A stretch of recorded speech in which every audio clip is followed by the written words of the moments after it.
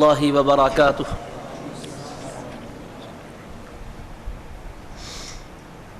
الحمد لله رب العالمين، والصلاة والسلام على حبيبه سيد الأنبياء وأشرف المرسلين وعلى آله الطيبين الطاهرين وأصحابه الأكرمين الأفضلين وعلى من أحبهم وتابعهم بإحسان أجمعين إلى يوم الدين. أما بعد، فأعوذ بالله من الشيطان الرجيم. بسم الله الرحمن الرحيم. ومن يعظم شعائر الله فإنها من تقوى القلوب. وقال تعالى في شأن حبيبه الكريم: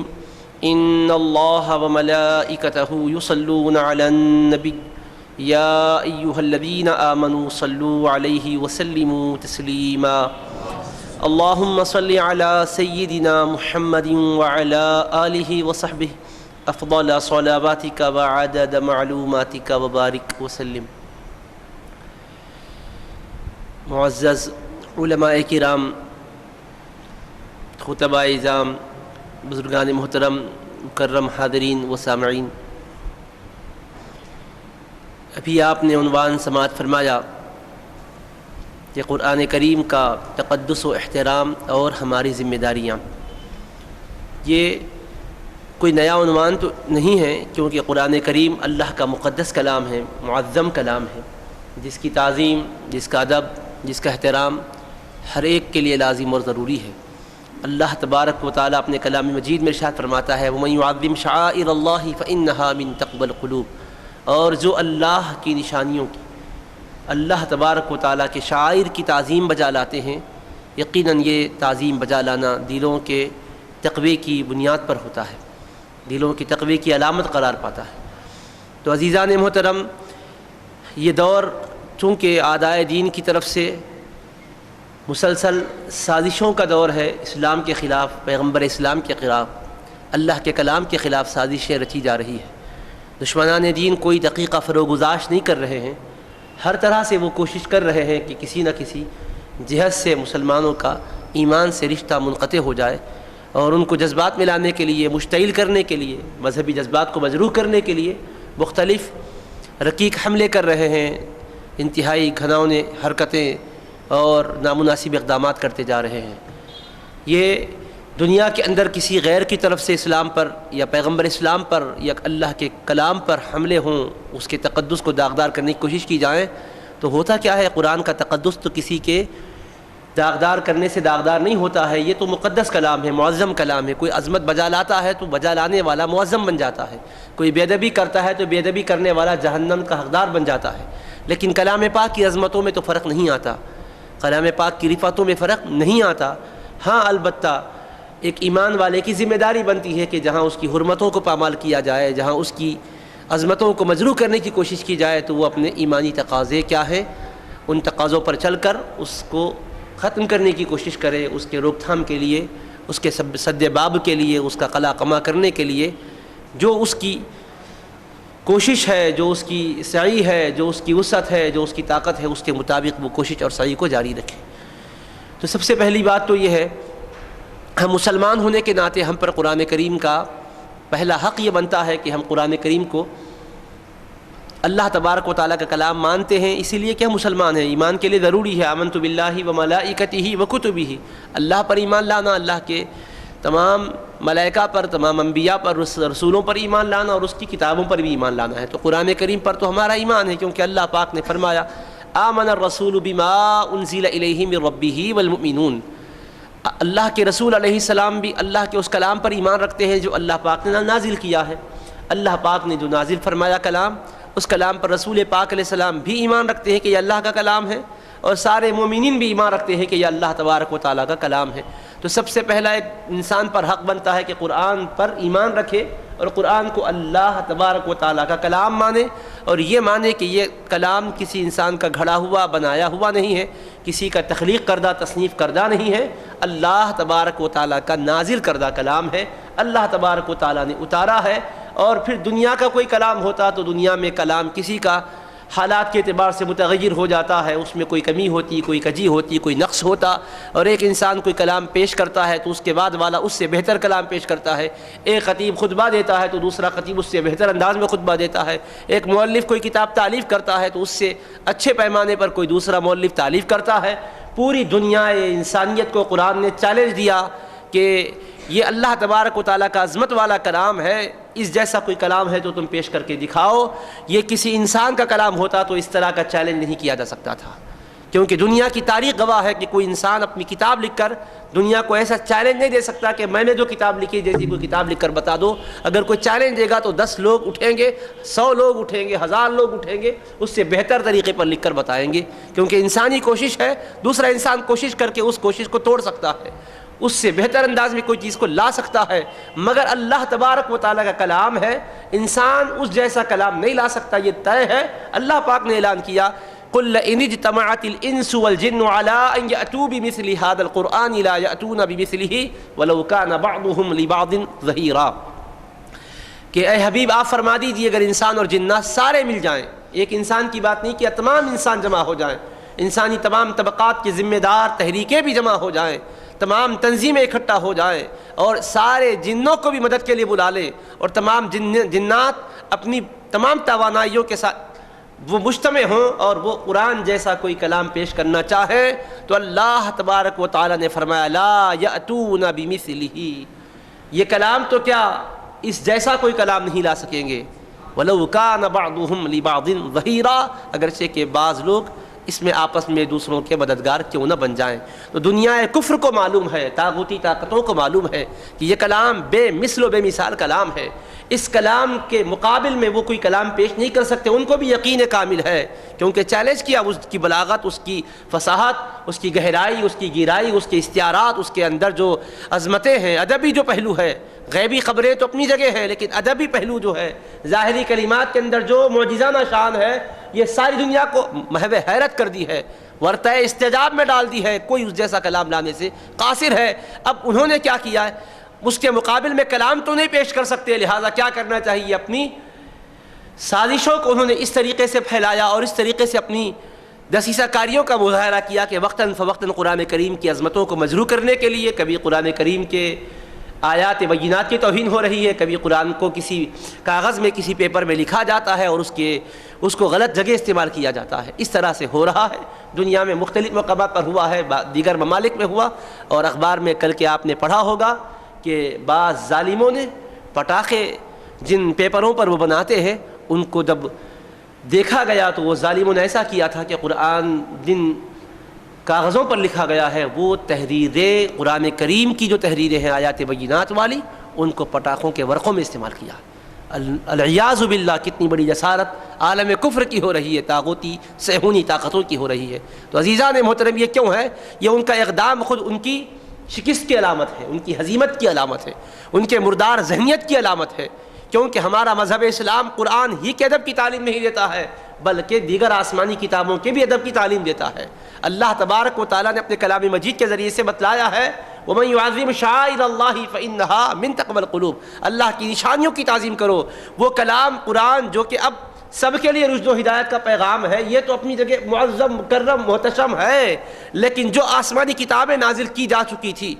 اور اب وہ اپنی اصلی حالت پر باقی نہیں رہی، اس میں تحریف ہو گئی، تصحیف ہو گئی، تبدیلیاں ہو گئی، تغیرات ہو گئے، اب وہ اصلی حالت میں نہیں رہے، لیکن اگر وہ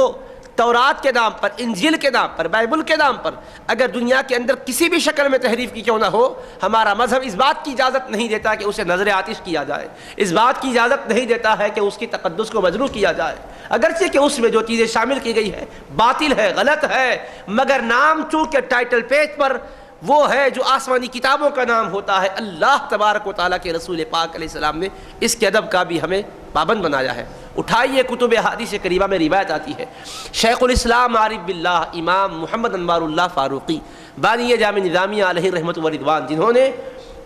دین اسلام کی عظیم ترین خدمات انجام دی ہیں، امت مسلمہ کے عقائد کی بھی حفاظت کی ہے، اعمال صالحہ کی بھی دعوت دی ہے، اخلاق فاضلہ کی بھی آپ نے تعلیمات عطا کی ہے، انہوں نے انوار احمدی میں ایک روایت درج فرمائی ہے کہ رسول پاک صلی اللہ تعالی علیہ وآلہ وسلم کی خدمت میں یہودیوں نے عرض کیا کہ آپ تشریف لائیں اور ہمارے پاس ایک زنا کا مقدمہ ہے، اس کے بارے میں فیصلہ دیں۔ ان کی نیتیں اچھی نہیں تھیں، ان کے ارادے اچھے نہیں تھے، مگر اللہ کے رسول علیہ الصلوۃ کو کس کا کیا ڈر ہے، کس کا کیا خوف ہے؟ اللہ کا وعدہ ہے واللہ یعصمک من الناس، اور اے حبیب اللہ آپ کو لوگوں کی شرنگیزی سے بچائے گا، آپ کی حفاظت فرمائے گا۔ اللہ مصطفیٰ کی ذات کا بھی محافظ ہے اور حبیب پاک پر نازل کردہ کلام کا بھی محافظ ہے۔ فرمایا انا نحن نزلنا الذکر وانا لہ لحافظون، محبوب ہم آپ کی بھی حفاظت کریں گے اور قرآن کی بھی حفاظت کریں گے۔ صاحب قرآن کی حفاظت کا بھی ذمہ لیا اور خود قرآن کی بھی حفاظت کا ذمہ لیا۔ فرمایا ہم ہی نے اس ذکر کو نازل کیا ہے اور ہم ہی اس کی حفاظت فرمانے والے ہیں۔ تو رسول پاک علیہ السلام تشریف لے گئے۔ اس کے بعد انہوں نے جب یہ مقدمہ پیش کیا کہ اس طرح سے ہوا ہے، کیا فیصلہ دیتے ہیں آپ؟ تو اللہ کے حبیب علیہ السلام نے فرمایا ایتونی بالتوراۃ، اے لوگوں تورات کا نسخہ میرے پاس پیش کرو۔ تو تورات کا نسخہ لایا گیا۔ رسول پاک علیہ السلام کے لیے انہوں نے ایک مسند بچھائی تھی اور عرض کیا کہ آپ اس مسند پر تشریف رکھیں۔ حبیب پاک علیہ السلام مسند پر تشریف فرما ہوئے اور اس کے بعد فرمایا کہ تورات کا نسخہ لاؤ۔ تورات کا جب نسخہ لایا گیا تو حدیث مبارک میں آتا ہے فنزع الوسادۃ من تحتہ، حبیب پاک علیہ السلام مسند سے علیحدہ ہوئے۔ یہ ترجمہ شیخ الاسلام امام محمد انوار اللہ فاروقی بانی جامع نظامیہ کا ترجمہ ہے۔ بظاہر لفظی ترجمہ کیا بنتا اس کا؟ نزع الوسادۃ من تحتہ، جو مسند آپ کے نیچے تھی، جس پر آپ بیٹھے تھے، اپنے نیچے سے مسند کو ہٹا دیے، یہ ترجمہ بنتا۔ لیکن آگے آنے والی بات کیا ہے؟ اس پر تورات کا نسخہ رکھے کی بات آ رہی ہے، تو نیچے سے ہٹائے، نیچے سے نکالے میں ایک تحت کا مضمون نکلتا ہے۔ تو شیخ الاسلام کے حسن ادب نے گوارا نہیں کیا کہ اس طرح سے ترجمہ کیا جائے۔ آپ نے اس کا ترجمہ یوں کیا کہ آپ مسند سے علیحدہ ہو گئے، فوضع التوراۃ علیہا، اور آپ نے تورات کا نسخہ اس مسند پر رکھا۔ تو مسند سے علیحدہ ہوئے، اس کے بعد وہ جو مسند اونچی تھی اس پر تورات کا نسخہ رکھا۔ تو گویا جو لوگ بیٹھے ہوئے تھے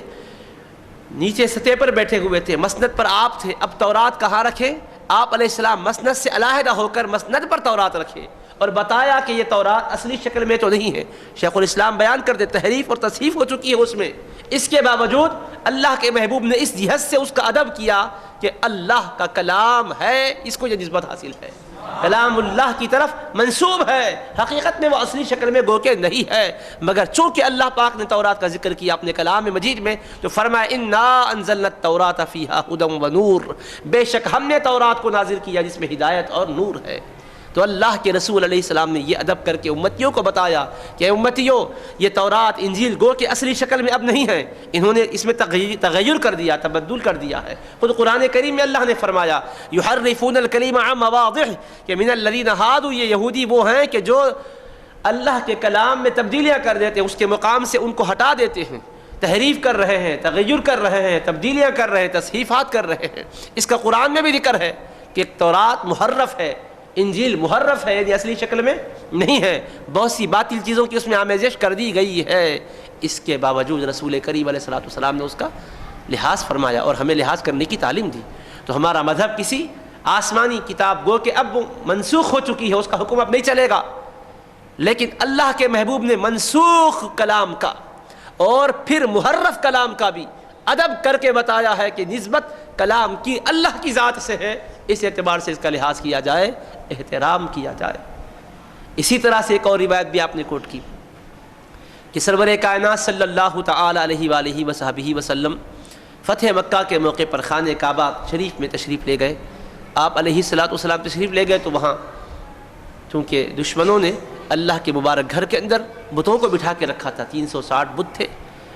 جس کی وہ پرستش کرتے تھے۔ رسول پاک علیہ السلام جو ہی تشریف لے گئے، جاء الحق وزہق الباطل ان الباطل کان زہوقا، پڑھا کہ حق آ چکا ہے اور باطل جا چکا ہے، بے شک باطل تو مٹنے والا ہی ہے، حق آیا اور باطل مٹ گیا، باطل کو تو مٹنا ہی ہے، یہ فرمایا۔ اور آپ علیہ السلام نے اپنے دست اقدس میں جو چھڑی مبارک تھی اس سے ان بتوں کی طرف اشارہ کیا، سب کے سب سر نگوں ہو کر گر گئے، پہنچے منہ گر پڑے سارے کے سارے بت۔ اس کے بعد آپ علیہ السلام نے دیکھا کہ 3 تصویریں وہاں نظر آ رہی ہیں، ایک حضرت ابراہیم علیہ السلام کی ہے، ایک اسماعیل علیہ السلام کی ہے، ایک اسحاق علیہ السلام کی ہے۔ ظاہر ہے کہ ان کی تصویریں تو ہو ہی نہیں سکتی، کیونکہ کون ان کو دیکھے ہوئے تھے، اور پھر تصویر بنانے کا تو کوئی مسئلہ ہی نہیں تھا۔ احمقوں نے، جاہلوں نے اپنے جاہل تصورات کی بنیاد پر ایک تصویر بنا کر کہا تھا کہ یہ ابراہیم علیہ السلام کی ہے، ایک کو کہا تھا یہ اسماعیل علیہ السلام کی ہے، ایک کو کہا تھا یہ اسحاق علیہ السلام کی ہے۔ اور ابراہیم علیہ السلام کی تصویر میں اس طرح سے انہوں نے پیش کیا کہ آپ کے ہاتھوں میں تیر ہے جس سے فال لیتے ہیں لوگ، وہ لوگ تیروں سے فال لیتے تھے، کوئی کام کرنا یا نہ کرنا ہوتا تو فال نکالتے تھے تیروں کے ذریعے سے، تو اس طرح ان کے ہاتھوں میں تھما دیا۔ اس طرح کی 3 تصویریں تھیں۔ اب رسول پاک علیہ السلام نے بتوں کو تو توجہ دی، نیچے منہ کے بل گر پڑے۔ اللہ کے محبوب اگر یہاں بھی چاہتے تو اس طرح کی کوئی بات ہو سکتی تھی، مگر صرف اتنا لحاظ، حقیقت میں نبیوں کی تصویریں تو ہو ہی نہیں سکتی، مگر نام پیغمبر کا لگ گیا، نام رسول کا اس سے انہوں نے جوڑ دیا تھا، اس لیے رسول پاک علیہ السلام کو ضروری تھا کہ مٹا بھی دیں، کیونکہ اللہ کے رسول علیہ السلام مجسمہ سازی کے لیے تو نہیں آئے ہیں، اللہ کے محبوب پاک علیہ السلام تو رب کی عبادت اور بندگی کا درس دینے کے لیے آئے ہیں۔ مٹانا تو ضروری تھا، مگر مٹایا تو کیسے مٹایا؟ معطر زعفران کو منگوایا، اور زعفران جو معطر ہے خوشبو والا، اس سے آپ علیہ السلام نے ان تصویروں کو مٹا دیا۔ اس پر شیخ الاسلام امام محمد انوار اللہ فاروقی بامی جامعہ علیہ رحمہ ایک نکتہ بھی لکھتے ہیں کہ تصویریں حقیقت میں تو وہ قابل احترام نہیں تھی، کیونکہ ان کی تصویریں نہیں تھی، وہ احمقوں نے اپنے تصور میں ان کو جیسا سمجھا تھا اپنے حساب سے، اپنے دماغ سے، اپنے خیال سے ویسے بنا کے رکھا تھا، اور بتوں کی لائن میں تھی، قطار میں تھی۔ اللہ کے رسول علیہ السلام نے میٹا بھی تو کوئی اور چیز کے ذریعے سے میٹ سکتے تھے، مگر اللہ کے محبوب نے چونکہ نسبت نبیوں کی تھی، لفظ استعمال پیغمبروں کا کیا گیا تھا، نام ان کا استعمال کیا گیا تھا، تو رسول پاک علیہ السلام اس نام کے استعمال کا لحاظ اور احترام اور اس کے تقدس کو ملحوظ رکھتے ہوئے زعفران سے آپ نے معطر زعفران سے اس کو میٹ دیا۔ تو اس کے ذریعے سے ہمیں کیا سکھایا ہمارے آقا علیہ السلام نے کہ اگر کوئی غلط آدمی غلط چیز پیش کر رہا ہے لیکن اس پر حق کا لفظ استعمال کیا ہے، تب بھی اس کی وہ نام کی عظمت کا لحاظ کرتے ہوئے باطل کو تو مٹانا ہے، مگر جو حق لفظ اس کے اوپر آیا ہے ایسا نہ کرو کہ وہ حق لفظ کی توہین ہو جائے، حق نسبت کی توہین ہو جائے۔ اللہ کے محبوب نے اس نسبت کو ملحوظ رکھتے ہوئے اس کو ختم کرنے کا حکم دیا، اور کتنے احسن پیرائے میں آپ علیہ السلام نے اس کو مٹا دیا ہے۔ تو اس کے ذریعے سے ہمیں کیا میسج ملا؟ قرآن کریم اور احادیث کریمہ اور رسول پاک صلی اللہ علیہ وسلم کی سیرت اور اسوہ سے ہمیں یہ سبق اور درس ملا ہے، پیغام یہ ملا ہے کہ ہمارا دین کسی مقدس چیز کی توہین کرنے کی اجازت نہیں دیتا ہے، مقدس چیزوں کے تقدس کو ہمارا دین ختم نہیں کرتا ہے، اس کے تقدس کو ملحوظ رکھنے کی تعلیم دیتا ہے۔ تو عزیزان محترم، ہمارا تو کام دوسروں کو چھیڑخانی کرنا نہیں ہے، ہمارا دین تو یہ تعلیم دیتا ہے وَلَا تَسُبُّوا الَّذِينَ يَدْعُونَ مِن دُونِ اللَّهِ، کہ تم ان معبودان باطلہ کو جن کی لوگ پرستش کرتے ہیں سب و شتم مت کرو، برا بھلا مت بولا کرو، باطل تو ہیں لیکن گالی گلوچ کی روش اختیار مت کرو۔ فرمایا کیوں؟ نادان نادانی میں پلٹ کر اللہ کے خلاف زبانیں کھولیں گے، فَيَسُبُّ اللَّهَ عَدْوًا بِغَيْرِ علم، کہ جہالت کی وجہ سے، لا علمی کی وجہ سے اللہ کو برا بھلا بولیں گے۔ یعنی مطلب اس کا یہ مت سمجھیے کہ باطل کو حق سمجھنا چاہیے، یا باطل ہے تو سر جھکا دینا چاہیے، یا جو ہے مصالحت کر کے ان کو قبول کرنا چاہیے، نہیں، باطل تو باطل ہی ہے، لیکن سب و شتم، گالی گلوچ، واہیات قسم کی زبان، فحش انداز کا لب و لہجہ اختیار نہیں کرنا چاہیے فرمایا ہے۔ تو ایسے موقع پر کیوں، حکمت عملی کیا ہے اس کی کہ پلٹ کر وہ تمہارے معبود برحق کو برا بھلا بولیں گے۔ تو اللہ کے رسول علیہ السلام کی امت کو اللہ پاک نے یہ ہدایت دی ہے، تو اس سے ہم اندازہ کریے کہ اتنی پاکیزہ کردار کی تعلیم دینے والا مذہب مہذب ہے، اسلام ہے، قرآن کریم میں ایسی ہدایات ہے، تو یہ جب اپنے ماننے والوں کو اس طرح سے دوسروں کا لحاظ کرنے کی تعلیم دیتا ہے تو دیگر لوگوں کو کس طرح سے یہ حق مل گیا ہے۔ اللہ کے نازل کردہ کلام قرآن کریم، اس کے مقدس اوراق، اس کی پاکیزہ آیات بینات کی بے ادبی کرے، یہ بے ادبی قرآن کے اعتبار سے تو جرم ہے، لیکن انسانی قانون، انسان کی جو عقل کا معیار ہے، ایک انسانیت کی جو سوچ ہوتی ہے، اس کے اعتبار سے بھی یہ ایک ناقابل تلافی جرم ہے، ایک سنگین اور گھناؤنی حرکت ہے۔ ہر آدمی کو اس حرکت سے باز رہنا چاہیے۔ یہ آدائے جن کی شرنگیزیاں بڑھتی جا رہی ہے، اور عزیزان محترم ہمارے اندر بھی ایمانی اسپرٹ آنا چاہیے، قوت ہماری اور مزید بڑھنی چاہیے۔ ہم لوگوں کی بے حسی کی وجہ سے غیروں کو موقع مل رہا ہے، یہ تو سخت بدترین حرکت کا ارتکاب کیا جا رہا ہے۔ مسلمانوں کی ذمہ داری بنتی ہے کہ اپنے ایمانی جذبات سے لبریز دلوں کے ساتھ اس کے خلاف صدائے احتجاج بلند کریں۔ اس طرح کے فتنوں کے سدباب کے لیے جو ہو سکتا ہے وہ اقدام کرنا چاہیے۔ سیاسی طاقتوں کے ذریعے سے ہو، اپنے ظاہری اسبابی جو وسائل ہے، جس طریقے سے بھی ہم باطل کو باطل اور حق کو حق کہہ کر ظاہر کر سکتے، ظاہر کرنا ہمارا کام ہے۔ یہ تقدس کلام مجید کا پامال ہوتا جا رہا ہے، عظمتیں مجروح کی جا رہی ہے۔ لیکن عزیزان محترم، یہ تو اٹل حقیقت ہے، قرآن کسی کے ماننے سے قرآن نہیں ہے، کسی کے نہیں ماننے سے قرآن کی نفی نہیں ہوتی۔ اللہ کا کلام اللہ کا کلام ہے، ماننا تو سعادت مند بنا، نہیں مانا تو محروم ہوا، شقی اور بدبخت ہوا۔ لیکن اللہ تبارک و تعالیٰ کے کلام کا ادب کرنا ہمارا اسلامی ایمانی فریضہ بنتا ہے، اور دیگر لوگوں کو بھی قرآن چونکہ ایک انسانیت کے لیے رشد و ہدایت ہے، صرف مومنوں کے لیے نہیں، ہدی للناس فرمایا ہے، سارے انسانی طبقات کے لیے، اسی لیے غیر کو بھی قرآن دینے کی اجازت ہے، مگر کیا شرط ہے؟ اس بات کا اطمینان ہونا کہ وہ اس کی بے ادبی نہ کرے، پاک صاف حالت میں اس کا مطالعہ کرے، اس کی تلاوت کرے۔ اگر اندیشہ اگر ہے تو پھر کہ وہ کہیں بے ادبی کر بیٹھے گا تو دینے کی اجازت نہیں ہے۔ اسی لیے رسول پاک علیہ السلام نے فرمایا تھا کہ جس وقت سفر ہو رہا ہو دشمنوں کے علاقے کی طرف، جہاں معرکہ آرائی ہونے والی ہو، تو ایسے موقع پر جہاں ان کا غلبہ ہے، کیا صورتحال پیش آئے گی اندازہ نہیں ہے، قرآن کریم کا نسخہ لے کر کے نہ جاؤ، بصورت دیگر کہیں ظالموں کے ہاتھ میں پہنچے گا تو وہ بے ادبی نہ کر بیٹھے۔ اسلام نے ایسے موقع پر بھی یہ ہدایات دی ہے، تو ہمیں کلام مجید کا ادب کرنا چاہیے، احترام کرنا چاہیے، اور ادب و احترام صرف چومنے سے اور اس کو عمدہ اور بہتر بلند اور اعلیٰ و عرف مقام پر رکھنے ہی سے پورا نہیں ہوتا ہے۔ حقیقی ادب تو یہی ہے کہ اس میں جو کچھ ہدایات دی گئی ہے ان ربانی ہدایات پر ہم عمل کریں، اس کے مطابق زندگی بسر کریں۔ اور ایک پہلو تو خطرناک تھا جس کی وضاحت میں نے کر دی ہے، چونکہ اخبارات میں میڈیا کے ذریعے سے بات معلوم ہو بھی ہے، تو حقیقت کیا ہے ہم پر واضح ہونے کے بعد حق کو واضح کرنا اور باطل کے ابطال کو ظاہر کرنا، اس کے باطل کے بطلان کو ظاہر کرنا، اس کا باطل کا ابطال کرنا، یہ ہمارا ایمانی اسلامی فریضہ ہے۔ ہم آپ کی خدمت میں عرض کر رہے ہیں، اور یہ چونکہ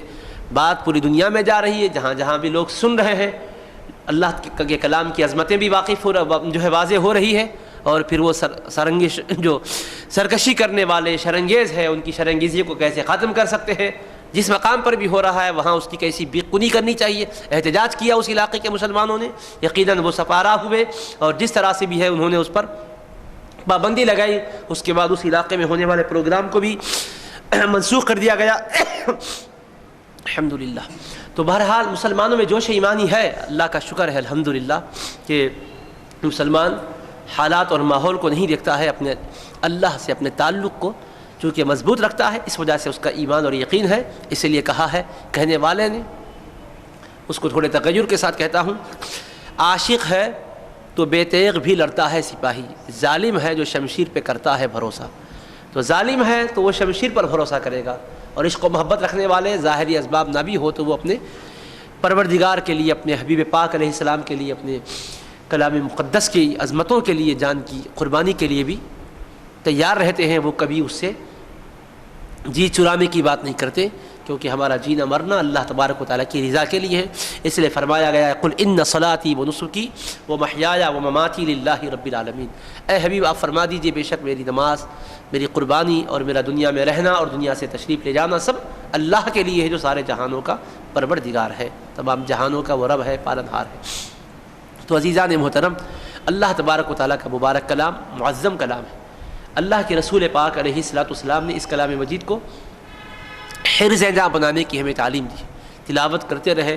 اور اس سے اپنے رشتے کو جوڑے۔ تو یہ تو پہلو تھا جو دوسروں کی طرف سے اس کی بے حرمتی ہوئی، اس کی وضاحت ہو گئی۔ اب رہا خود ہم بھی اپنے طور پر جائزہ لیں، اس کلام مبارک کی ہم کیا تعظیم و توقیر کر رہے ہیں، اس کا ویسے احترام کر رہے ہیں جیسا کرنا چاہیے، یا ہم سے بھی کوتاہی ہو رہی ہے؟ غیر سے کوتاہی ہوئی وہ تو ہے، اللہ نے قرآن مجید میں پہلے ہی بتلا دیا، ان کی سازشیں یہ نہیں ہے، اس زمانے سے ہے۔ قرآن کریم جب نازل ہوتا تو ان کی سازش کیا ہوتی تھی؟ وہ آپس میں کہتے تھے چلو قرآن کریم لوگ سننے کے لیے جا رہے ہیں، سنیں گے تو انقلاب آئے گا، ان کو یقین ہے انقلابی کلام ہے، تو کہتے تھے کہ بھائی قرآن کے موقع پر شور کرنا چاہیے، آوازیں اونچی اونچی کرنا چاہیے، شور پیدا کر دو، ہنگامہ پیدا کر دو، ہنگامی صورتحال ہو جائے گی تو لوگ متوجہ ادھر نہیں ہوں گے، شور جدھر ہو رہا، انسانی طبیعت ہے، اب سنجیدگی سے آپ سن رہے ہیں، ایک بیک اگر آوازیں کہیں سے بلند ہونے لگ جائے تو آدمی سوچتا کیا ہو رہا ہے، ایک آہستہ نکلتا دیکھیں گے، ارے ان گیا کیا ہوا، تین گیا، اس طرح سے انسان ادھر متوجہ ہو جاتا، سنجیدگی ختم ہو جاتی۔ تو انہوں نے یہ کہا وقال الذین کفروا لا تسمعوا لهذا القرآن والغوا فیہ لعلکم تغلبون، اللہ کے منکروں نے کہا قرآن کو غور سے مت سنو بھی مت، سننے کسی کو دو بھی مت، بلکہ شور مچاؤ، تشویش پیدا کر دو، ہنگامہ پیدا کر دو، کیوں؟ اس طرح سے تمہارا شور بلند ہوگا، لعلکم تغلبون، تم غالب آ جاؤ گے، تمہاری آوازیں اونچی ہو جائے گی، قرآن کی تلاوت کی آواز دب جائے گی، نتیجتاً لوگ ادھر سے ادھر آ جائیں گے۔ اللہ پاک فرماتا ہے فَلَنُذِيقَنَّ الَّذِينَ كَفَرُوا، بس میں سخت عذاب کا مزہ چکھاتا ہوں ان لوگوں کو جو کفر کرتے ہیں، وَلَنَجْزِيَنَّهُمْ أَسْوَأَ الَّذِي بِمَا كَانُوا يَعْمَلُونَ، اور جو بدترین عمل کر رہے ہیں ان بدترین عمل کرنے والوں کے بدترین عمل کا میں بدلہ بھی دوں گا، ہم ضرور ان کو بدلہ دیں گے۔ فَلَنُذِيقَنَّ الَّذِينَ كَفَرُوا عَذَابًا شَدِيدًا، اللہ فرما عذاب شدید کا ہم ان منکروں کو مزہ چکھائیں گے۔ فرمایا اللہ کے کلام کی بے حرمتی یہ وہ جرم ہے کہ خالی جانے والا نہیں۔ اللہ تبارک و تعالیٰ کے کلام کا اگر کوئی تقدس پامال کرتا ہے تو اس کا یہ تقدس پامال کرنا اس کو ہی تباہ و برباد کر دیتا ہے، دنیا بھی اس کی برباد، آخرت بھی اس کی تباہ و تاراج ہو جاتی ہے۔ ادب کرتے ہیں تو بلند و بالا ہو جاتے ہیں۔ سنو کیا ہوا، اللہ کے محبوب علیہ الصلوۃ والسلام نام مبارک کو رسول پاک علیہ السلام نے ہرقل کے پاس روانہ کیا تھا دحیہ کلبی رضی اللہ تعالیٰ عنہ کے ذریعے سے۔ تو اس نے کیا کیا، اسلام تو قبول نہیں کیا مگر سرکار کے نام مبارک کا ادب کیا، جس پہ اللہ کے رسول علیہ السلام نے اسلام کی دعوت دی تھی۔ اسلم تسلم، اسلام قبول کر تو سلامتی میں رہے گا کہہ کر اللہ کے رسول علیہ السلام نے میسج دیا تھا، پیغام دیا تھا۔ تو اس نے اس مبارک تحریر کو پڑھا تو اس کو چوم کے ادب کیا، اس کے بعد اس کو قلمدان نے اچھی طرح احترام کے مقام پر رکھایا۔ رسول پاک علیہ السلام نے جب یہ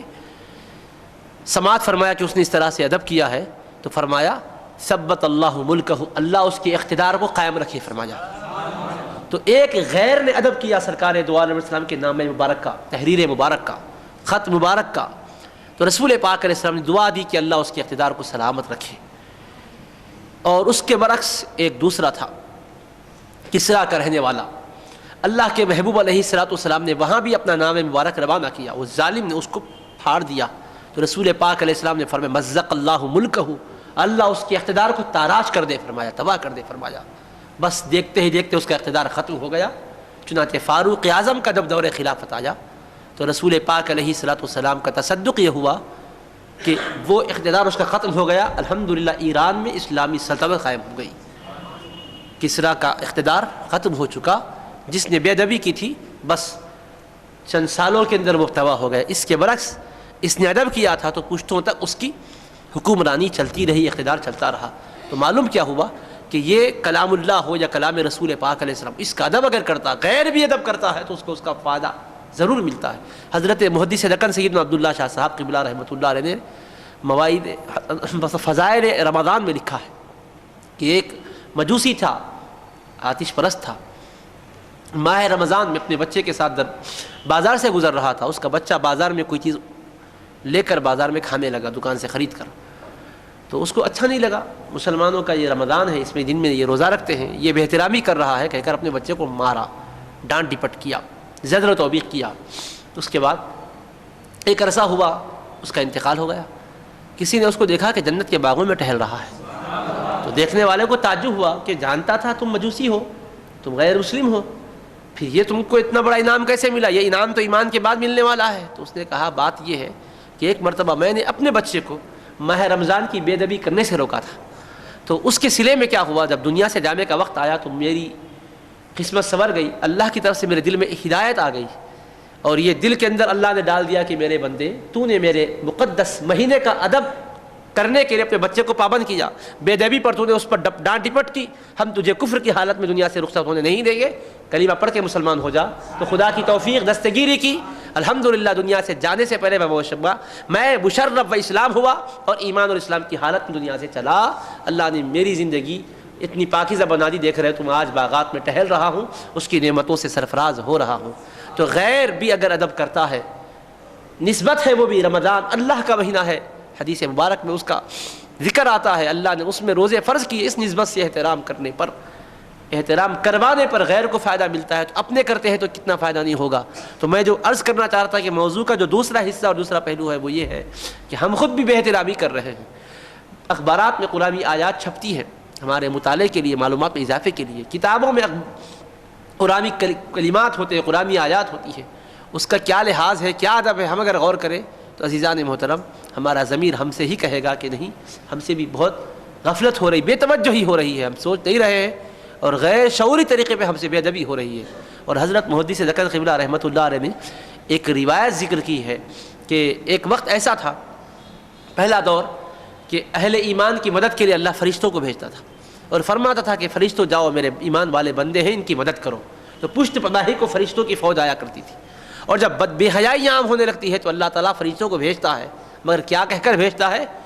اللہ پاک فرشتوں کو بھیجتا ہے یہ کہنے کے لیے کہ ایھا الکفارہ اقتلوا الفجرہ، اے کافرو تم بدکاروں کو مارتے جاؤ۔ تو دیگر اقوام جو ہم پر مسلط ہوتی ہے اس میں ایک سبب یہ ہے کہ ہماری دین سے غفلت ہوتی ہے، دین سے بیزاری ہوتی ہے، شاعر دینیا کی بے توقیری ہوتی ہے، ہم خود بے ادبی کرنے لگتے ہیں تو اللہ تبارک و تعالیٰ ظالم قوم کو ہم پر مسلط کر دیتا ہے۔ اسی لیے فرمایا ہے اعمالکم عمالکم، تمہارے جو اعمال ہے یہی تمہارے حکمراں بن جاتے ہیں۔ ہمارے جو عمل ہوتے ہیں، ہمارے عمل حکمراں کی شکل اختیار کر لیتے ہیں، اگر عمل اچھے ہوتے ہیں تو حکمراں بھی اچھے ہوتے ہیں۔ چنانچہ انوشروان بادشاہ نے سفر کیا، ایک مقام پر پہنچا، بڑی پیاس لگی اس کو، تو اس نے وہاں پیاس کے عالم میں ادھر ادھر نگاہ دوڑائی تو دیکھا کہ ایک بچی ہے، وہاں پر چھوٹی سی جھونپڑی ہے، اس کے پاس پہنچ کر کہا بھائی پیاس لگ رہی ہے، کیا کرنا چاہیے؟ کچھ پانی وغیرہ ہے تو پلا دو۔ تو وہ فوراً گئی، گنے جو تھے اس کا جوس نکالی، گنے کا رس، اور اس کو لا کر اس کو دے دی۔ تو وہ پیا، اتنا شیریں اتنا میٹھا، ایک گنے کے اندر کئی گلاس اس میں جو ہے اس کو شربت ملا، بہت خوش ہوا، ان کہا واہ واہ۔ اس کے بعد دل میں اس کے یہ خیال آیا کہ بھئی یہاں جو لگان ہے یہ کم ہے، اتنا زیادہ پیداوار ہے، اتنی زیادہ، تو ذرا اس میں اضافہ کر دینا چاہیے، دل میں سوچ لیا۔ اس کے بعد پھر اب گئی تو تاخیر ہوئی آنے میں، پھر جب جوس لانا چاہ رہی تھی، گنے کا رس لانا چاہتی تھی، وہ مشروب لانا چاہتی تھی، تو اس میں دیر ہوئی۔ پوچھا دیر کی وجہ کیا ہے؟ تو کہا پہلے ایک گنے سے میں نے جتنا رس نکالا تھا اب 2-3 گنوں سے بھی اتنا رس نہیں نکلا، اس لیے تھوڑی تاخیر ہوئی ہے۔ تو اس نے خود پوچھا بچی سے کہ اے بچی بتا وجہ کیا ہے؟ تو کہنے لگی یوں لگتا، یہ نہیں پہچانی کہ بادشاہ ہے، کہا یوں لگتا ہے کہ بادشاہ کی نیت بدل گئی ہے، بادشاہ کی نیت خراب ہو گئی ہے۔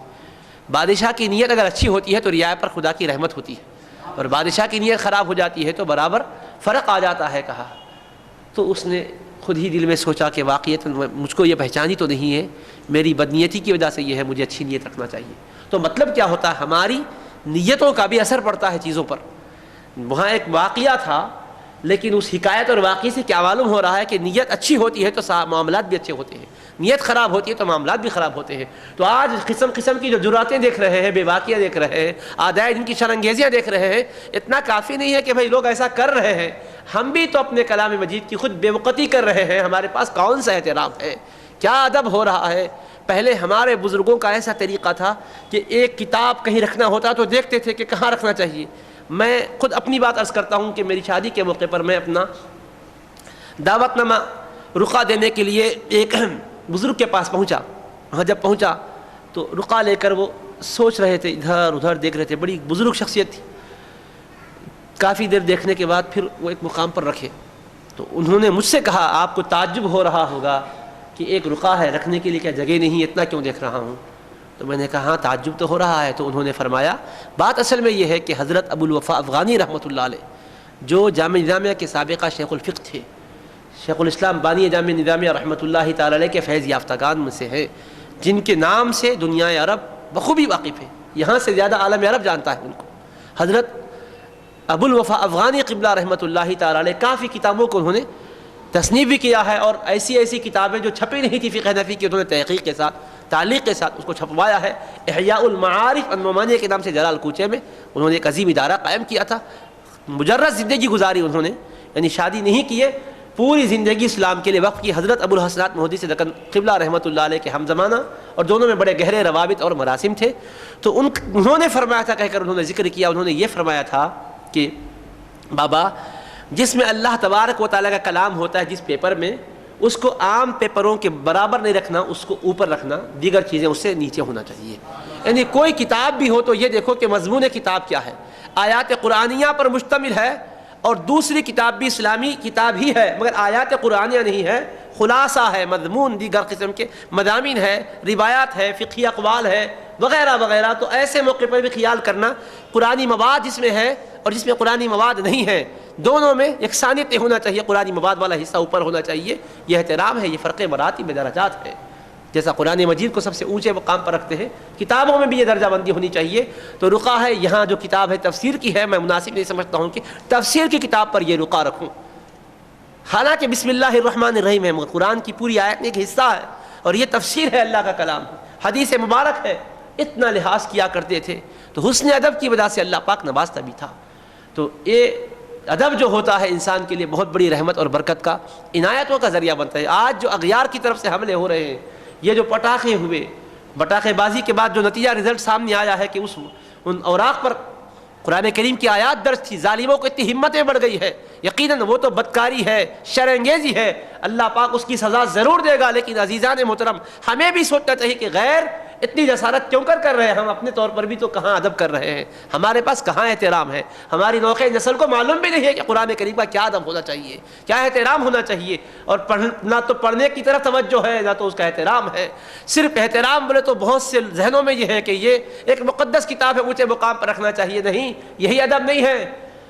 ماہر القادری میں قرآن کی فریاد کے نام سے لکھا تھا، طاقوں میں سجایا جاتا ہوں، طاقوں میں سجایا جاتا ہوں، آنکھوں سے لگایا جاتا ہوں، تعویذ بنایا جاتا ہوں، دھو دھو کے پلایا جاتا ہوں۔ جب قول و قرار لینے کے لیے جب میری ضرورت پڑتی ہے، اس وقت کیا کرتا ہے؟ قرآن ہاتھوں میں اٹھایا جاتا ہوں قسم لینے کے لیے۔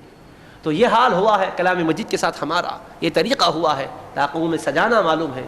اس کے ذریعے سے روحانی شفا حاصل کرنا معلوم ہے۔ لیکن جو ہدایات ربانی ہے، ہم پڑھ کر یہ دیکھیں کہ ہمارا رب ہم سے اس میں کیا فرما رہا ہے۔ ہر تلاوت کرنے والا یہ سوچے کہ اللہ مجھ سے مخاطب ہے، اللہ مجھ کو مخاطب کر رہا ہے، اللہ تعالیٰ کلام فرما رہا ہے۔ راز اللہ کے حبیب پاک علیہ السلام کا یہ فیضان ہے، ایک تالی تلاوت کرتا ہے، قاری قرآن پڑھتا ہے تو اللہ سے وہ ہم کلامی کے شرف سے مشرف ہوتا ہے، رب اس سے بات کر رہا ہوتا ہے، تو ہر ایک کو اپنی زندگی کا اس کے اندر سبق ملتا ہے۔ لقد انزلنا الیکم کتابا فیہ ذکرکم، کہ اللہ پاک فرماتا ہے یہ کلام ہم نے نازل کیا، اس میں تمہارا ذکر ہے، افلا تعقلون، تم سمجھتے کام کیوں نہیں لیتے، تمہارا بیان ہے، اس میں تمہارا تذکرہ ہے۔ ایک بزرگ نے جب یہ سوچا، اس مقام پر پہنچے کہ قرآن میں ہمارا بیان ہے، تو پھر پلٹ کر شروع سے پڑھنا شروع کیے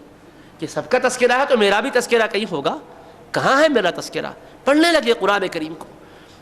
متقیوں کا ذکر آیا، پرہیزگاروں کا ذکر آیا، کہنے لگے میں تو ایسا پرہیزگار نہیں ہوں، میں تو یہ تقوی کے مقام پر نہیں ہوں، یہ تو میرا بیان نہیں ہے۔ کافروں کا بیان کہا کہ اللہ کا شکر ہے میں انکار تو نہیں کیا، منافقوں کا بیان ہے اللہ کا شکر ہے دل میں بغض بھی نہیں ہے۔ ایک ایک مقام پر جو آیات ربانی پڑھتے غور کرتے جاتے، یہاں ہے کیا وہاں ہے کیا، پڑھتے گئے، ایک مقام پر آئے تو کہنے لگے ہاں یہاں ہمارا بیان ہے۔ کہا وہ کون سا مقام؟ تو کہا 11ویں پارے کی آیت پر، وآخرون اعترفوا بذنوبہم خلطوا عملا صالحا وآخر سیئا عسى اللہ ان یتوب علیہم ان اللہ غفور الرحیم۔ کہا اللہ کے کچھ بندے ایسے بھی ہیں، اعترفوا بذنوبہم، گناہ کر کے اپنے گناہوں پر شرمندہ ہوتے ہیں، استغفار کرتے ہیں، شرمسار ہوتے ہیں، وخلطوا عملا صالحا، اور نیکیوں کے کام بھی کرتے ہیں، کچھ اچھے بھی کام ہوتے ہیں، اور نفس کے بہکانے کی وجہ سے کچھ برائیاں بھی ہو جاتی ہیں، لیکن برائیوں پر جمے ہوئے نہیں رہتے ہیں، شرمندہ ہو کر ہاتھ اٹھا کر اللہ کی بارگاہ میں استغفار کرتے ہیں، سجدے میں سر رکھ کر دعائیں کرتے ہیں۔ اللہ فرماتا ہے عسى اللہ ان یتوب علیہم، اللہ کی ذات یقیناً مہربان ہے، امید ہے کہ اللہ توبہ ان کی قبول فرما لے، بے شک اللہ خوب بخشنے والا خوب رحم کرنے والا ہے۔ اس مقام پر پہنچے تو کہا ہاں یہاں میرا بیان ہے، میرے پروردگار نے مجھ جیسے مجرم کا تذکرہ یہاں کیا ہے۔ کہا تو اس طرح سے آیات قرآنیہ سے گزرتے ہوئے سوچنا ہے، غور کرنا ہے کہ یہ جو ہدایت ہے یہ کیا میری کیفیت ہے۔ الذین یؤمنون بالغیب، جو غیب پر ایمان رکھتے ہیں، یقین، ایمان تو یقین کا نام ہے، الیقین کلہ، پورا یقین ہونا چاہیے۔ کیا اس میں میرا بیان ہے، یہ میری کیفیت ہے؟ کیا واقعی غیب پر میں ایمان رکھتا ہوں؟ غیب کا ایک مطلب تو یہ ہے کہ جو چیزیں چھپی ہوئے اس پر ایمان لانا، یقین رکھنا، ہم نے اپنی آنکھوں سے نہیں دیکھا جنت کو مگر ہمارا ایمان ہے، دوزخ کو نہیں دیکھے ایمان ہے، فرشتوں کو دیکھے نہیں ایمان ہے،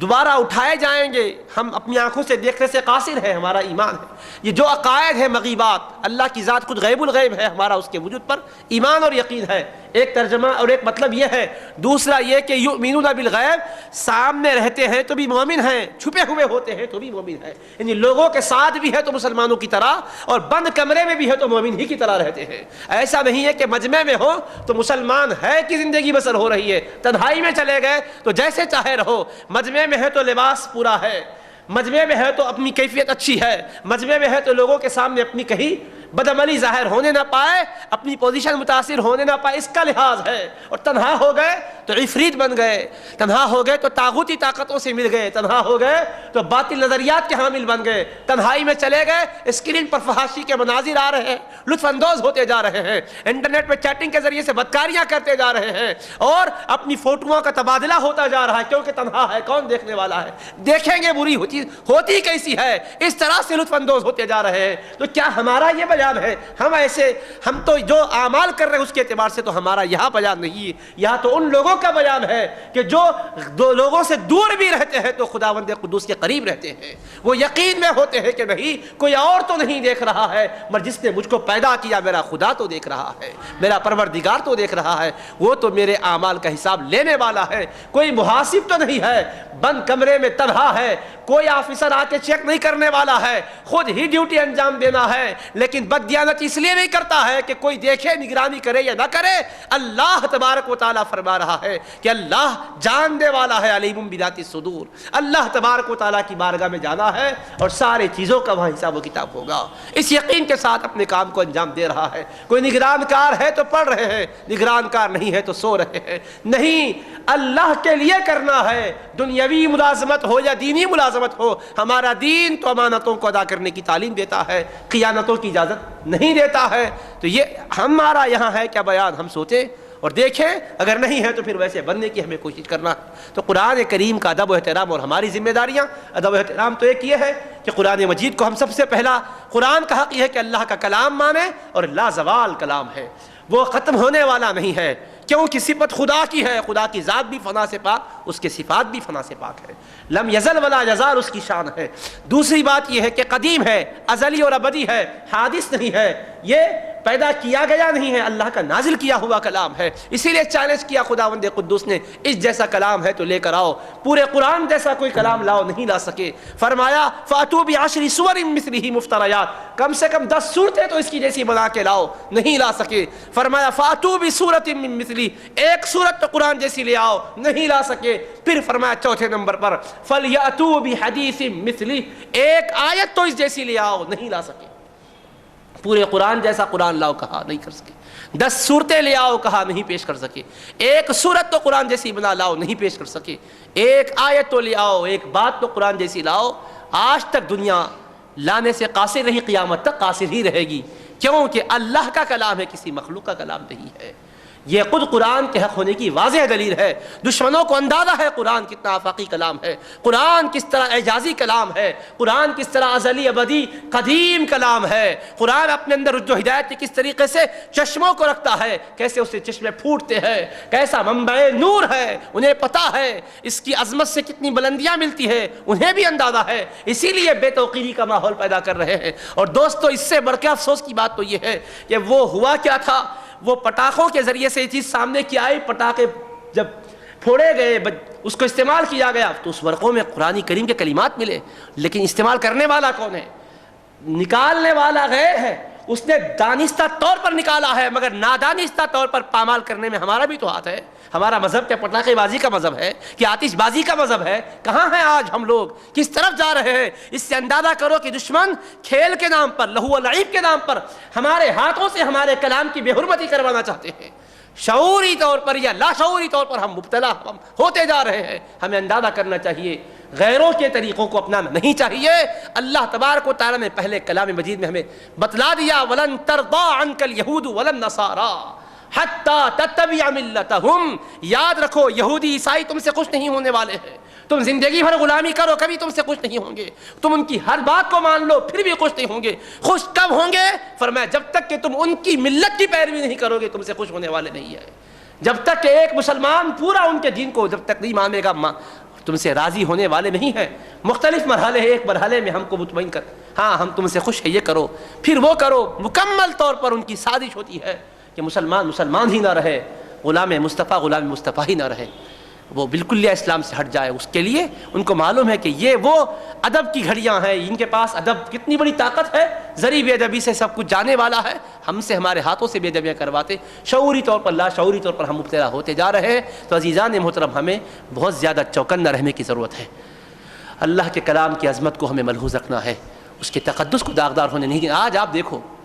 بڑے افسوس کے ساتھ کہنا پڑتا ہے ان کی سازشوں نے کہاں سے کہاں تک کامیابی حاصل کی ہے، بظاہر ظاہری کامیابی دیکھو، تقدس کو پامال کرنے کے لیے ہمارے ذہنوں کو اس طرح سے کر دیا۔ قرآن کتاب ہے، ہدایت کے لیے پڑھو، سلیبس جیسا ایک سلیبس بک ہوتی ہے، نصابی کتاب ہوتی ہے، ویسی کتاب ہے۔ ادب اتنا بھی نہیں کرنا کہ بے وضو بھی ہاتھ نہیں لگانا چاہیے، ایسا بھی مت کرو، بے وضو ہو یا وضو ہو، جوتے پہن کر ہو یا ویسے ہی ہو۔ پہلے کیا تھا؟ قرآن کریم ہے، جوتے اتار کر ادب سے پڑھنا۔ اب کہنے لگے کہاں کا یہ ادب ادب کوئی چیز نہیں ہے، پڑھنا ہے، اس نے جو کچھ ہے لینا ہے ہدایت۔ دو چیزیں بھی انتہا پسندی پر مبنی ہے، ایک تو یہ کہ قرآن کا ادب کرو، اٹھا کے رکھ دو، بس چوم کے ادب سے رکھو، پڑھنا رہے نہیں بے ادبی ہو جائیں گے، نہیں پڑھنا، یہ بھی غلط بات ہے، جہالت کی پیداوار ہے۔ دوسرا یہ کہ قرآن سے ہدایت لینا ہے، بس ادب احترام کی کوئی اہمیت نہیں ہے، چاہے جیسے چاہے پڑھو، جہاں چاہے رکھ ڈالو، وضو سے ہو تو بھی پڑھو، بے وضو ہو تو بھی لے لو۔ زبانی پڑھنے کے لیے وضو ہونا شرط نہیں ہے، لیکن قرآن کو پکڑنے کے لیے، قرآن کو ہاتھ میں لے کر پڑھنے کے لیے تو باوضو ہونا ہے۔ اللہ پاک نے فرمایا انہ لقرآن کریم کتاب مکنون، بے شک یہ معزز کلام ہے، ایک محفوظ کلام ہے، لا یمسہ الا المطہرون، اس کلام مجید کو پاکیزہ لوگ ہی ہاتھ لگائیں گے۔ اللہ پاک نے فرمایا مطہر ہونا، ظاہر اور باطن کا پاک ہونا، ظاہری بھی حدث و خبث سے پاکیزگی ہونا ضروری ہے، یعنی بے وضو نہیں ہونا چاہیے، جنابت کی حالت میں نہیں ہونا چاہیے، ہاتھوں پر ظاہری نجاست، خون وغیرہ، پیپ، اس طرح کی کوئی قے وغیرہ گندی چیزیں لگی ہوئی نہیں ہونا چاہیے، نفاست بھی ہو، طہارت بھی ہو کلام مجید کے لیے۔ رسول پاک علیہ السلام نے فرمایا، جامع ترمذی شریف میں حدیث پاک ہے، جنابت کی حالت میں، بے وضو کی حالت میں قرآن نہ پڑھا جائے، ہاتھ نہ لگایا جائے۔ فرمایا ایک طرف سے غیر شعوری طریقے پر دماغوں میں یہ ڈال دیا گیا ہے، اس کے لیے اس کی ضرورت نہیں ہے، چھوٹا ادب ہٹ گیا۔ اس کے بعد دوسرا یہ ہوا قرآن پڑھو، اب ایسا بھی نہیں کہ بالکل طور پر غیر معمولی ادب ہو رہا، اس کے بعد قرآن کریم کو تکیہ لگا کر لیٹنے لگے، پڑھتے پڑھتے نیند آئی، بس قرآن کے سر کے نیچے رکھ لیے، اس کے بعد بغل میں دبائے، پھر اس کے بعد اب جہاں چاہے رکھنے لگے۔ قرآن پہلے پڑھتے وقت پیر پھیلا کر نہیں پڑھتے تھے، دیہات میں قصبے میں رہنے والا گنوارا جاہل ہے، بہت زیادہ علم نہیں ہے، لیکن کبھی ہمت بھی نہیں کر سکتا کہ پیر پھیلا کر پڑھے۔ لیکن پڑھے لکھے لوگوں میں عذر ہے تو ایک الگ بات ہے، پیروں میں تکلیف ہے، درد ہے، شریعت میں قانون ہے لیس علی الاعمى حرج ولا علی المریض حرج، اندھے پر کوئی حرج نہیں ہے، بیمار پر کوئی حرج نہیں ہے، وہاں عذر ہے، عذر کے ساتھ گنجائش ہے، لیکن بلا عذر کے یہ بلا پھیلتی جا رہی، عام ہوتی جا رہی ہے، اور افسوس کے ساتھ کہنا پڑتا ہے، بڑے شرم کی بات ہے۔ تقدس اور عظمت کے ساتھ ہم یہاں سے جاتے ہیں حرمین شریفین، وہاں بے باکی اتنی ہو گئی ہے، جاہلوں کی، پڑھے لکھے لوگ ہر جگہ بادب ہی رہتے ہیں، ایسا نہیں ہے کہ وہاں پر سارے کے سارے ایسے ہی ہیں، جاہل جیسے یہاں ہیں وہاں بھی رہتے ہیں، تو جاہلوں کی جہالت یہاں تک ہو گئی ہے، نعوذ باللہ، بولتے ہوئے بھی حیا آتی ہے، قرآن مجید کے ساتھ بڑی بے حرمتی ہو رہی ہے، کیا ہو رہا ہے، ہمت نہیں ہے کہ اس کو کہا جائے۔ بہرحال اس قرآن کریم کا ظاہری اعتبار سے جو ادب ہے اس کو ملحوظ نہیں رکھا جا رہا ہے، کعبۃ اللہ کی طرف پیر کر دیے جائے، قرآن کریم پڑھتے پڑھتے گھٹنوں پہ رکھ لو، زانوں پہ رکھ لو، پیروں کے پاس رکھ لو۔ نادان ظالم اتنے باس بے باک اور اتنے جری ہو گئے، اتنے بے غیرت ہو گئے ہیں، جہاں جوتے اور چپل رکھے جاتے ہیں اس جگہ قرآن کریم خود، اب وہاں تو کوئی اللہ یا ملا یا پوچھا یا تو نہیں آیا ہے، وہاں تو کوئی مسیحی اور عیسائی نہیں پوچھا ہے، بظاہر تو کوئی غیر مسلموں کا داخلہ ہی نہیں ہے، لغیر المسلمین للمسلمین فقط لکھا ہوا ہوتا ہے، سڑکیں حرم شریف سے پہلے راستے الگ ہو جاتے ہیں، ادھر جانا ہے تو پھر یہ حرم کا ایریا ہے، داخلہ نہ مکے کے حرم میں ہوگا نہ مدینے کے حرم میں ہوگا۔ اب اندر کون آیا ہے مجھے بتاؤ، وہ تو آئے نہیں مگر ان کی تہذیب آئی ہے کہ نہیں آئی ہے۔ علامہ اقبال نے روتے ہوئے اس وقت کہا تھا، یہ فاقہ کش جو موت سے ڈرتا نہیں ذرا، دشمنوں کی سازشوں کو انہوں نے بے نقاب کیا تھا، یہ انگریز کیا چاہتے ہیں مسلمانوں سے انہوں نے اس کو بیان کیا تھا، یہ غریب فاقہ کش ہے مگر اسلام پر مر مٹنے کا جذبہ رکھتا ہے، ذرا بھی موت سے نہیں ڈرتا، اسلام پہ قربانی کی بات آتی ہے جان کی بازی لگا دیتا ہے، قرآن کی بے ادبی برداشت نہیں کر سکتا، صاحب قرآن کی بے توقیری برداشت نہیں کر سکتا، اللہ کے حدود کی پامالی برداشت نہیں کر سکتا، سب کچھ قربان کر کے مسلمان نے بتایا ہے، تو انہوں نے کہا دشمنوں نے، یہ فاقہ کش جو موت سے ڈرتا نہیں ذرا، روح محمد اس کے بدن سے نکال دو، یا آقا سے جو عشق کا تعلق ہے اس تعلق کو نکال دو، اس کے بعد خود بخود جیسے چاہے ہم اس کو استعمال کر لے سکتے ہیں، جہاں چاہے اس کو ہم لے سکتے ہیں۔ اس کے بعد فکر عرب کو دے کے فرنگی تخیلات، عربیوں کی فکروں میں انگریزی تہذیب کو داخل کر دو، ان کی فکر میں، سوچ میں، خیال میں انگریزی ذہنیت آ جائے، فکر عرب کو دے کے فرنگی تخیلات، اسلام کو حجاز و یمن سے نکال دو۔ اب اسلام حجاز میں بھی نہیں رہتا، یمن میں بھی نہیں رہتا، یمن ہے، اسلام نکل گیا۔ حجاز حجاز رہے گا، اسلام نکل جائے گا، نام کا اسلام رہے گا، حقیقت کا اسلام وہاں سے رخصت ہو جائے گا، اور ہمارا وہاں کلچر چلے گا، ہماری وہاں تہذیب چلے گی۔ یہ غیروں کی سازش ہے۔ شاعر مشرق للکارتے ہوئے قوم کو اس وقت کہے تھے کہ کہا ہے قوم تمہارا کام کیا ہے؟ اسی لیے کہا تھا انہوں نے، کیا پیاری بات کہی تھی، اللہ اکبر اللہ اکبر، یعنی کی محمد سے وفا تو نے تو ہم تیرے ہیں، یہ جہاں چیز ہے کیا لوح و قلم تیرے ہیں، یہ جہاں چیز ہے کیا لوح و قلم تیرے۔ کس جہاں کے لیے تو غیروں کی تہذیب کو اپنا رہا ہے، کس ملک کے لیے غیروں کی تو تہذیب کو اپنا رہا ہے، یہ جہاں کیا چیز ہے، ارے ان کا وفادار غلام بن کے دیکھ، ان کی تہذیب کو تو غالب کر کے دیکھ، ان کی ثقافت کو اپنی زندگی میں تو اولنا بچھونا بنا کے دیکھ، پھر کیا ہوگا؟ یہ جہاں چیز ہے کیا لوح و قلم تیرے ہے، لوح بھی تیرا ہے قلم بھی تیری ہے، سب کچھ ہمارے لیے ہے۔ منفعت ایک ہے اس قوم کی، نقصان بھی ایک ہے، سب کا نبی، دین بھی ایمان بھی ایک، حرم پاک بھی، اللہ بھی، قرآن بھی ایک، کیا بڑی بات تھی ہوتے جو مسلمان بھی ایک۔ کہا تھا کیا بڑی بات تھی۔ آج عظمت اور توقیر کے حوالے سے اسلام پر مر مٹنے کے جذبہ حق کے ساتھ کہا ہم ایک ہے۔ وجہ کیا ہے؟ منفعت ایک ہے اس قوم کی، سب کی منفعت ایک ہی ہے، نقصان کسی ایک کو ہوگا تو سب کے لیے وہی نقصان ہے۔ منفعت ایک ہے اس قوم کی، نقصان بھی ایک، حرم پاک بھی، اللہ بھی، قرآن بھی ایک ہی سب کا نبی، دین بھی ایمان بھی ایک، کیا بڑی بات تھی ہوتے جو مسلمان بھی ایک۔ فرقہ بندیاں ہیں کہیں اور کہیں ذاتیں ہیں، کیا زمانے میں پنپنے کی یہی باتیں ہیں، زمانے میں پنپنے کی یہی بات رہ گئی، فرقہ بندیاں اور ذاتیں ہماری آ رہی ہیں، اور ذاتوں نے، فرقہ بندیوں نے ہمیں کتنا نقصان پہنچا رکھا ہے۔ تو اغیار کتنے جو حملے ہو رہے ہیں، اتنی یلغار اغیار کی طرف سے یہ جو پہم یلغار ہے، اس کا سبب ہماری بد کرداری ہے، ہمارا غلط کردار یہ حملوں کا باعث اور سبب بن رہا ہے۔ تو عزیزان محترم، ہم کو بھی تو دیکھنا چاہیے۔ انہوں نے پہلے ہی کہا تھا، قرآن کریم میں اللہ نے سب کچھ بتلا دیا، یہ لوگ کیا چاہتے ہیں یہ بتلایا۔ وَقَالَتْ طَائِفَةٌ مِّنْ أَهْلِ الْكِتَابِ آمِنُوا بِالَّذِي أُنزِلَ عَلَى الَّذِينَ آمَنُوا وَجْهَ النَّهَارِ وَاكْفُرُوا آخِرَهُ لَعَلَّهُمْ يَرْجِعُونَ۔ اہل کتاب کی ایک جماعت کہنے لگی آپس میں کہ دیکھو، صبح ہونے کے بعد سب جائیں گے رسول پاک علیہ السلام کے پاس اور ان کے دین کو قبول کر لیں گے،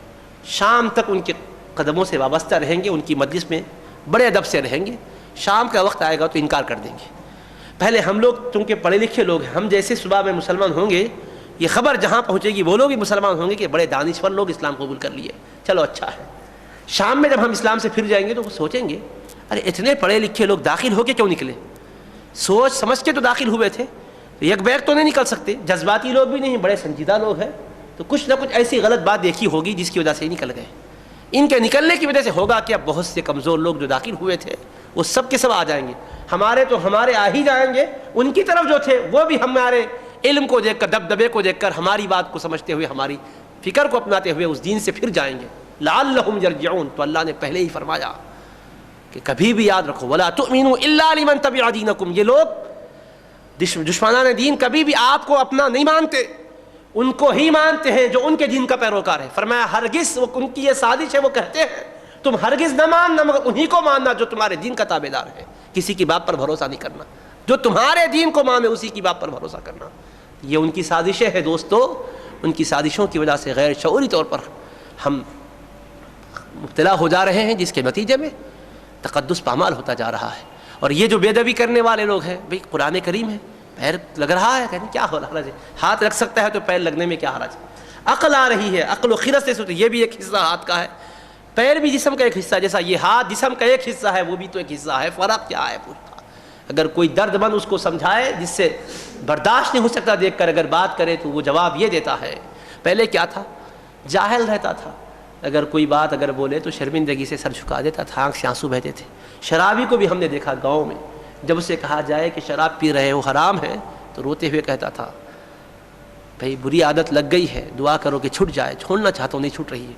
تو شراب پینے والے کو بھی اس کی غلطی کا احساس ہے، ایمان کی چنگاری ہے۔ یہاں قرآن کریم کو پیر لگ رہا ہے، بے حرمتی ہو رہی، کہا جائے تو کہتا ہاتھ لگنے میں، پیر لگنے میں کیا فرق ہے۔ یہ بھی ایک یعنی عقل و خرد کام کرنے لگ گئی، ذہن کو اس کے اس راستے پر اتنا استعمال کرایا گیا کہ دماغ سے مسائل حل کرنے لگا۔ کیسے ہو سکتا ہے، کیا فرق پڑتا ہے۔ اس لیے ایسے موقع پر ایک شخص سے ہم نے کہا تھا ہاتھ ہمارا ہے، ہاتھ ملا رہے ہیں، تو ہاتھ بھی ایک عضو ہے، تمہارے ہاتھ سے ہمارا ہاتھ مل رہا ہے، ذرا ہم پیر بھی دیتے، ذرا اپنے ہاتھ پہ رکھ لو،